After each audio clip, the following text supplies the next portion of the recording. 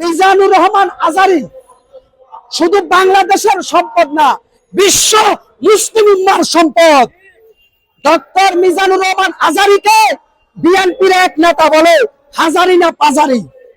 ওই নেতাকে বলবো, ডক্টর মিজানুর রহমানের জুতার সমপরিমাণ যোগ্যতা তোমার মতো নেতার নাই। কথা বলতে সাবধানে বলো। শেখ হাসিনা আলমদের সাথে বেয়াদবি করে দুপুরের খাওয়া না খেলে হেলিকপ্টারে পালিয়েছে। আগামী দিনে যে সকল দল বা নেতারা ইসলাম নিয়ে কটাক্ষ করবা, আলেমদের সাথে বেয়াদবি করবা, তোমরা হেলিকপ্টারে উঠার টাইম পাবে না। সাবধান করে দিতে চাই। আমার কাছে ইসলাম কুরআন আগে। তোমরা জামাতকে ধর্ম ব্যবসায়ী বলো, তোমরা হেফাজতকে ধর্ম ব্যবসায়ী বলো, তোমাদের মাথার তালু থেকে পায়ের তালু পর্যন্ত পুরোটাই মুনাফিকের চিহ্ন। কোন শরণে তোমরা ইসলামিক দলগুলোর পিছনে লাগছো? আরেকটা লোক আছে যে মিজানুর রহমান আজারীকে বলে আপনি একটা দল গঠন করেন।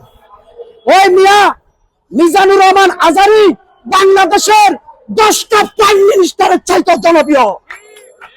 মিজানুর রহমান আজারী বাংলাদেশের এ যাবৎকালের সর্বোচ্চ জনপ্রিয় একটা ব্যক্তি।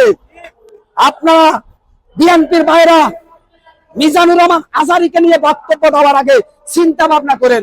আপনারা যত বেশি মিজানুর রহমান আজারীর নামে বক্তব্য দিবেন, ততই আপনাদের জনপ্রিয়তা শূন্যের কোঠায় নামবে। মিজানুর রহমান আজারীকে দল মত নির্বিশেষে সারা দেশের মানুষ ভালোবাসে। মিজানুর রহমান আজারীর বিরোধিতা করা মানে হচ্ছে নিজেদের কপাল নিজেরাই পুড়িয়ে ফেলা।